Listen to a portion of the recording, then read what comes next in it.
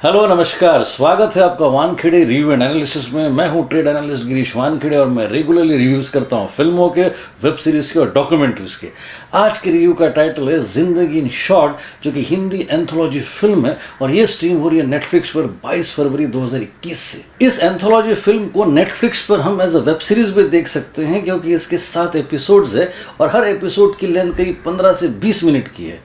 इस anthology film जिसमें compilation है 7 शॉर्ट स्टोरीज का, इसे सबसे पहले प्रीमियर किया गया था फ्लिपकार्ट वीडियो पर और इसका रिस्पांस पॉजिटिव था। इसे प्रोड्यूस किया है सीखिया एंटरटेनमेंट ने और ये सारी कहानियाँ इतनी जीवंत और इतनी सामयिक हैं कि हम इनके किरदारों से अपने आप ही जुड़ते चले जाते हैं। हिंदी एंथोलॉजी फिल्म्स इवॉल्व हो रही है। 2013 में उल्लेखनीय थी बॉम्बे टॉकीज, जिसमें 4 कहानियों को बताने के लिए 4 नामी डायरेक्टर्स एक साथ आए थे।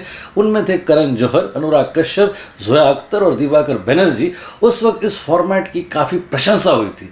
उसके बाद 2018 में आई लव स्टोरीज और फिर 2020 में आई थी घोस्ट स्टोरीज, जिसका रिस्पॉन्स मिक्स था। बहुत सारे क्रिटिक्स ने इसे पसंद नहीं किया था। उसके बाद 2020 में जब अनपॉज्ड आई, जिसमें सारी कहानियों का बैकग्राउंड कोविड-19 पैंडेमिक था, उसे दर्शकों ने भी और आलोचकों ने भी पसंद किया था।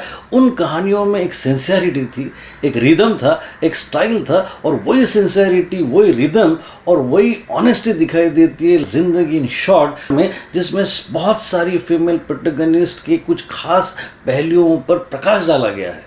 पहली कहानी है पिन्नी, जिसे डायरेक्ट किया है ताहिरा कश्यप खुराना ने, जो कि आयुष्मान खुराना की पत्नी है। और इस पहली कहानी में एक फीमेल प्रोटैगनिस्ट है जो माँ है और वो अकेली पड़ गई है।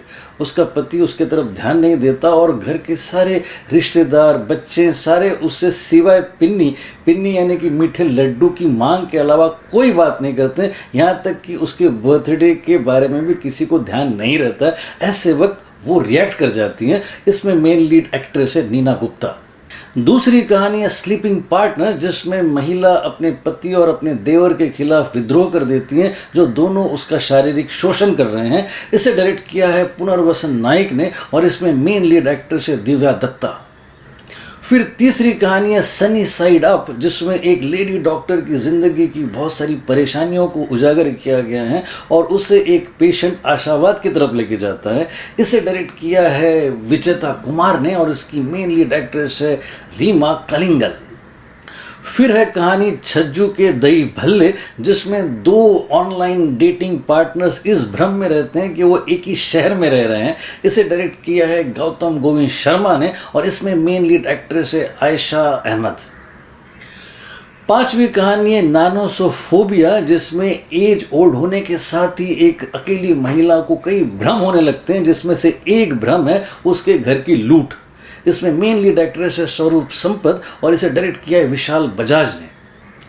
फिर है कहानी थप्पड़, जिसमें स्कूल जाने वाली अपनी बड़ी बहन को छोटा भाई उकसाता है थप्पड़ मारने के लिए उन लोगों को जो उसके साथ छेड़छाड़ कर रहे हैं और जो स्कूल में बुलीज हैं।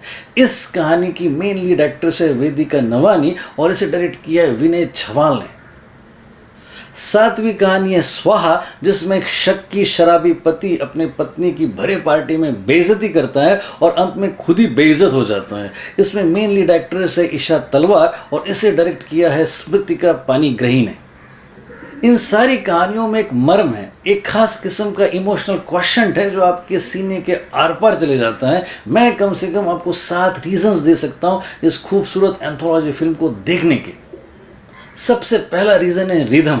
जिंदगी इन शॉर्ट में एक खास रिदम है, एक लय है और एक खास किस्म की भावनात्मक अभिव्यक्ति है, जिसके कारण आप उनसे जुड़ते चले जाते हो। सारे ही कैरेक्टर्स बैलेंस्ड है और ये कैरेक्टर्स ऐसे लगते हैं जैसे या तो ये हमारे पड़ोस में रह रहे हो या ये वो कैरेक्टर्स है जिन्हें हम जानते हैं। दूसरा रीज़न है सेलिब्रेशन।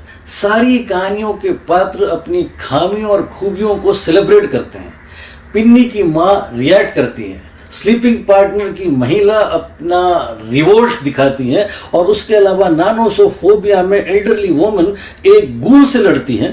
सनी साइड अप में एक मिडिल एज पेशेंट डॉक्टर को नसीहत देती है और छज्जू के दही भल्ले की प्रोटैगनिस्ट अपने धर्म को छोड़कर दूसरे धर्म के लड़के को चाहती है और थप्पड़ में स्कूल जाती बच्ची निडरता का परिचय देती है और स्वाहा की गृहिणी भरी पार्टी में अपने पति से कहती है कि हाँ, मेरे 2 अफेयर्स हैं। सारी कहानियों के महिला पात्र रिबेलियस हैं और किसी भी पैट्रियार्क को दुत्कारने में समर्थ है। तीसरा रीजन है एंटरटेनमेंट क्वोशंट। सारी कहानियों में सीख होने के बावजूद भी वो एंटरटेनिंग है। किसी भी कहानी में ऐसी कोई खामी नहीं है जो आपको डिटैच कर सके। चौथा रीजन है राइटिंग। सारे ही राइटर्स गौतम गोविंद शर्मा, योगेश चांदेकर, चारुदत्त आचार्य, ताहिरा कश्यप, संगीता मॉल, स्मृतिका पानीग्राही और विनय छावाल प्रशंसा के योग्य हैं। उनकी लेखनी में परिपक्वता है और उनमें कला है जिससे कि वो दर्शकों के साथ जुड़ सके। पांचवा रीजन है performances. Main lead female protagonist के अलावा सपोर्टिंग कास्ट में है संजय कपूर, दीपक डोबरियाल, नकुल मेहता और मनजोत सिंह, और इन सारों ने अपने अपने किरदारों के साथ न्याय किया है। छठा रीजन है सिनेमाटोग्राफी। इस एंथोलॉजी फिल्म में 2 कहानियों में सिनेमाटोग्राफी की है पीयूष पित्ती ने, और ये 2 कहानियां थप्पड़ और छज्जू के दही भल्ले।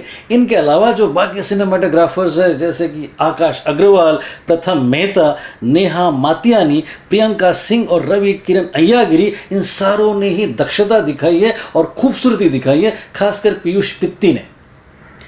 और 7वां रीजन है प्रोड्यूसर्स। गुनीत मोंगा, अचिन जैन, गुनीत डोगरा, विशाल बजाज, दिव्या सूद और रंजन सिंह बधाई के पात्र हैं जिन्होंने एक अप्रोप्रिएट स्टारकास्ट के साथ एक बड़ी हार्ट वार्मिंग और ग्रेसफुल एंथोलॉजी फिल्म बनाई है। उनका करेज और कन्विक्शन तारीफ काबिल है। इन 7 कारणों के अलावा इन सारी कहानियों में एक खास किस्म की एनर्जी है और एक पॉजिटिविटी है जो किरदारों के माध्यम से दर्शकों तक पहुंचती है। ऐसी कहानियों की ज़रूरत है हमें। Don't miss this gem, just go for it.